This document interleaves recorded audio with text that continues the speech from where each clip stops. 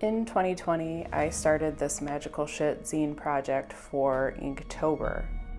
And unfortunately, 3 years later, it's still a project that I am desperately trying to finish. A lot has happened over these last 3 years, but I'm happy to report that there's only a few spreads of this project to go. And with that, I am on a mission to get this done before the fall.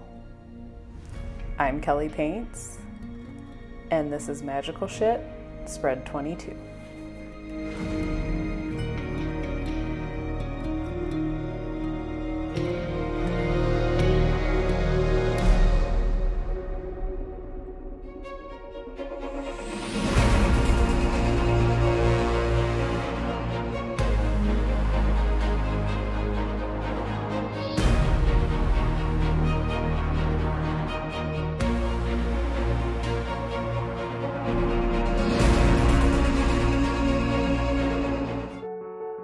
Okay, so here we are, spread 22 on a 3-year project. Oh goodness, I cannot believe that this project has been taking this long to finish, but in my defense, I did start this in 2020 and then we had 2 years of COVID before the world basically reopened and the kids were allowed back to school, and it was a very emotional time for everyone. And then a bunch of stuff just kept happening. Like I moved, I switched studios. I had 2 sick doggos, which I then lost. I don't really want to start this on a downer, so I'm going to jump into talking about this spread in particular, and then we'll play catch up at the end of the video.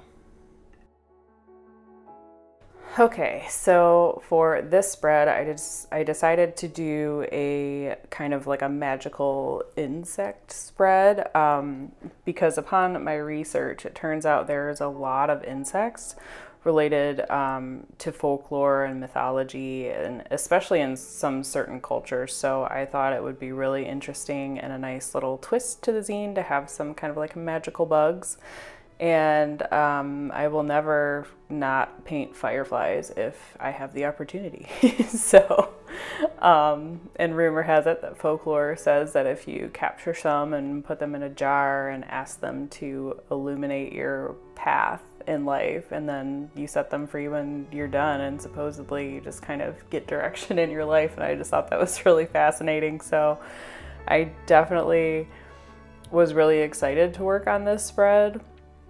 But also, this I think was one of the harder spreads. There are just so many tiny details on these little insects, and I don't think I really factored that in, and I painted a lot of them before I really got into the details of the black witch moth. I don't think it's officially accurate the way it came out, but it was close enough to make me happy. Like it's not as detailed as like a colored pencil piece would be, but I was ultimately like happy with it at the end, but it was really a struggle to work on the black witch moth in particular. And then the beetle was also hard. Trying to paint gold, it's just a hard thing. Thankfully, beetles come in all different colors, so I don't think it's really going to matter in the end that it doesn't officially look like a gold beetle, but like I know.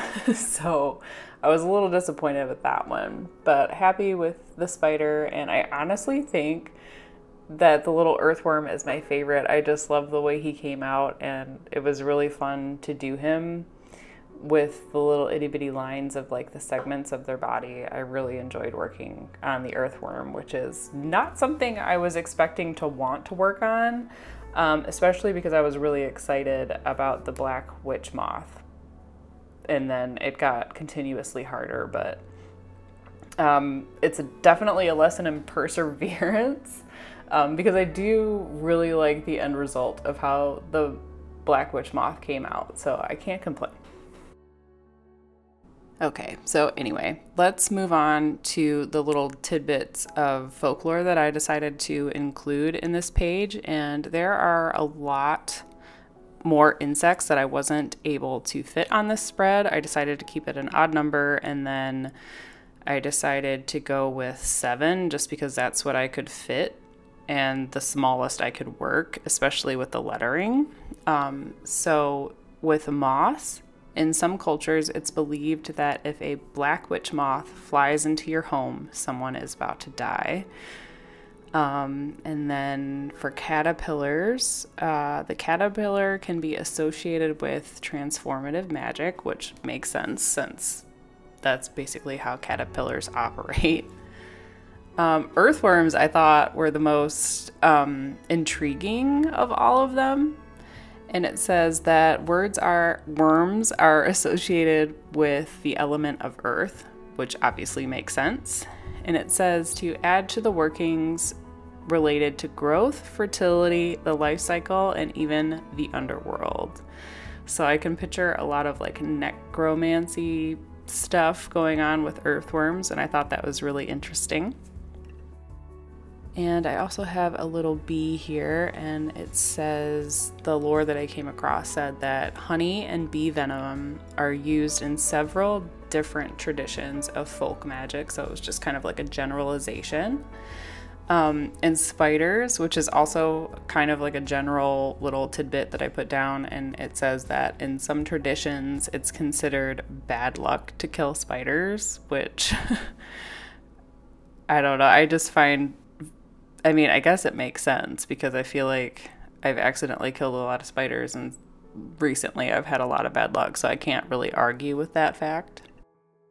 And the little tidbit that I put for fireflies, excuse me, I don't know why I can't talk today, is that if you're feeling lost, you can catch some fireflies and put them in a jar and ask them to illuminate your way. And then you release them when you're done, and supposedly you have clarity in whatever situation that is. And then last but not least, we have beetles, and I went with the specific beetle, the scarab beetle. I don't know how to pronounce it. Scarab, sarab, I don't know. But that beetle was known as a symbol of the gods and eternal life, which I thought was really interesting.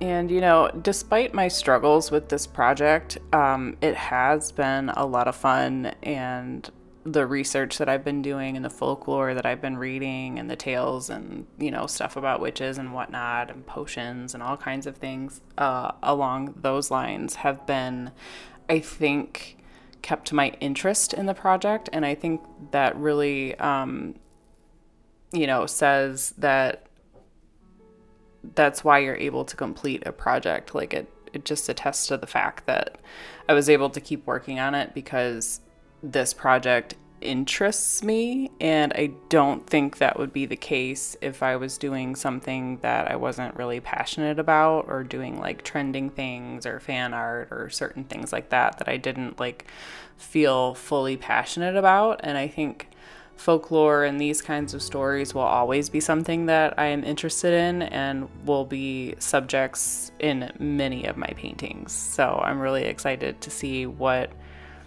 is going to be next on the project list after this one is finished and out into the world. I also kind of made the executive decision to kind of switch to watercolor for the main subjects, just because I was noticing that in some of my earlier pieces that the ink that I was using, I only have one matte ink, and that's the Dr. P.H. Martin's Black Star matte ink. And so the other ones that I was using are also Dr. P.H. Martin's, but I haven't come across any matte colored inks yet. And they tend to have a lot of shellac and shine, which makes it a little hard to photograph. And I was worried that when I was scanning some of these in, I would have to do a lot of editing towards the end. So I kind of switched to watercolor, but kept the Dr. P.H. Martin's Black Star ink in there also for like shadows and whatnot, and to kind of keep that flat look. but I think it's still pretty cohesive with the rest of the pieces. So I think I'm going to continue to keep working with watercolor and ink since, you know, Inktober's been long gone for 3 years. And, you know, so I think I did the Bones one. Was it last year? I did the Bones theme and I did straight ink for that. But my goal was to just kind of keep this project as cohesive and as easy and fun to work on as possible. So I did want to let you guys know that I did in fact switch to watercolor towards the end. I think it was this one and the Phoenix Feather were the ones. I actually used a lot of ink in the Phoenix Feather, and then I added some gouache to kind of keep it opaque and to keep it from having that shellac after finish, because I really cannot stand that. It's really hard to photograph and scan the pieces in with the shine of those things. But I mean, other than that, I feel like it still manages to look really cohesive with the rest of the pieces, so I think it'll be fine. So I have been gone for about 2 months, and the video that I posted before this one, it was the Phoenix Feather, the Magical Shit number 21, and that one was right after I lost my golden retriever Toby, who was 12 and a half, and so from April to May, and he died May 17th, and a week after he died, I ended up having to take my other dog, Jack, who was going to be 12 in October, to the vet. He wasn't feeling good. He was coughing, and I wanted to make sure he didn't have heartworm. And then they kind of thought that he had pneumonia. So they gave us, you know, antibiotics and painkillers and fever reducers and whatever else. And then the next week he hurt his leg because there's two dogs that live 2 doors down, and they actually have 4 dogs at that house and no fence, and 2 boxers that are relatively young, and they like to come and terrorize my dogs and run the fence.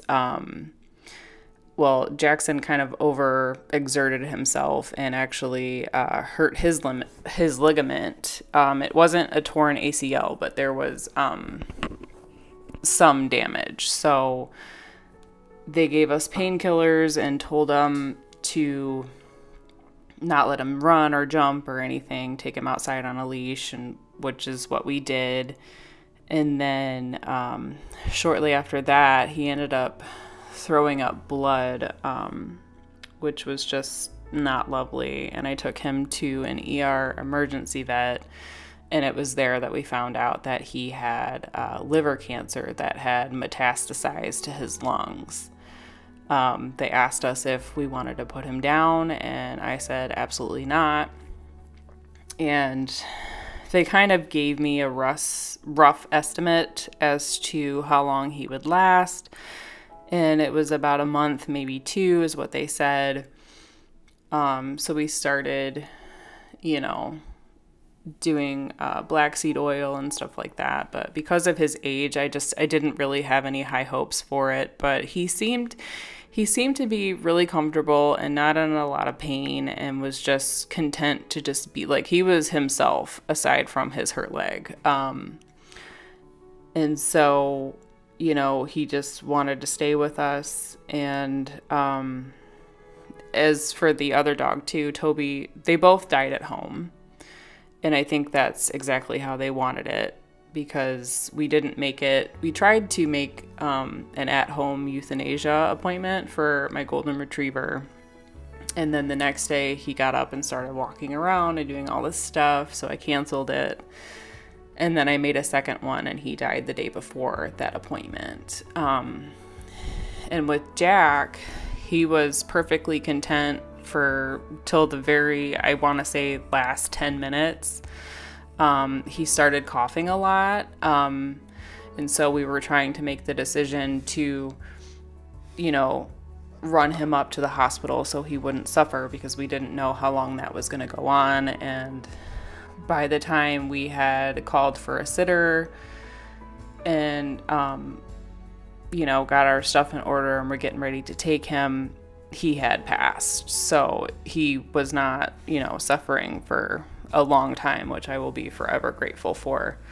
So both of our doggos died at home in our arms, and I think that's exactly the way they wanted it. However, the trauma of losing the dogs back to back like that, it was really, really rough. And I just didn't want to do anything. I don't know if any of you have had a pit before, but my golden retriever was a sweetheart, and that first death was really hard on us. And then our pitty getting sick right after was just traumatizing. So, and Jack, the pit, he was the dog that would follow you around everywhere. Like, I could not go anywhere without this dog. I would sit on the couch, he would be on me. I would get up to do something in the kitchen, I would be tripping over him in the kitchen. You know, he was a very vocal dog. And after he passed, it was just crickets, and it was absolutely terrible. We had the first 2 weeks were the hardest. So that's where I've been. Long story short, I don't want to like keep this on a low note. I am feeling a lot better. Both of our boys are buried in our yard under some really, we got a mulberry tree and a weeping cherry tree, and I decorated them with solar lights so I can see them from the house and stuff at night. And so anyway, long story short, that's what happened. And though I just didn't expect it to happen so quickly.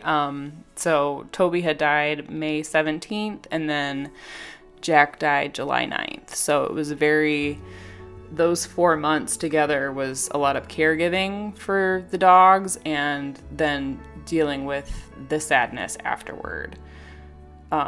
So I'm, you know, still kind of recovering from that, but I decided to kind of put my energy into making art and making videos and finishing this project, and it's been really nice to get back into it and have kind of a distraction. So, but anyway, we're okay over here. We just had some really sad months, and you know, that just is what happens when you have pets. So yeah, that's where I've been. I don't know if you'd noticed, I have been posting shorts the last couple weeks. I think I've been doing at least 30 days straight on TikTok and Instagram, but I've also been posting a lot of shorts on YouTube as well. So I've just been trying to keep myself busy and give you guys as much content as I could in between. And yeah, so we're just trekking along and finally feeling better and starting to feel motivated to get back to doing the things that we used to love. And by we, I mean me, but also, you know, it was really hard on the hubby as well and the kids. So it's been rough, but we're doing okay. Oh, also a big quick thank you to anyone that commented on the community post where I posted pictures of my boys. So, that meant a lot to me, and I greatly appreciate it. And I also appreciate you guys understanding. It's definitely not something that I was expecting to have to deal with, and thankfully I still have one dog left, my little pug lab mix. Unfortunately, she was the oldest of all of them, so she is 16, and we're just hoping that we at least get to keep her for another year before we have to deal with any other dog trauma in that sense. Okay, anyway, back to this piece. And I think this is my favorite part because I was really getting worried about the firefly jar there for a minute. I don't know. I went into this with like no plan, and somehow I managed to be able to make it work. I think after this project is finished, I think I'm just going to work on a whole sketchbook, just kind of like focused on lighting and things that glow and trying to get good at that aspect of my art practice and just see where that takes me. But yeah, so I really liked working on the firefly jar. It was definitely the last part of this that I did, and I was like, I don't know what I'm doing. I don't know if this looks okay, but I think it looks good in the overall. Could it be better? Yes, but we're going for finished and not perfect so we can get this project completed. So anyway, I would love to know in the comments how you guys have been and how you've been doing, how your summer was, etc. So be sure to let me know. But yeah, so there we go. Another piece down, only 5 more to go. I can't wait to get this project done. Oh, and don't forget to leave a comment to be entered in the giveaway. There will be 3 winners and it is open worldwide. Thanks for watching, and I'll see you guys in the next one.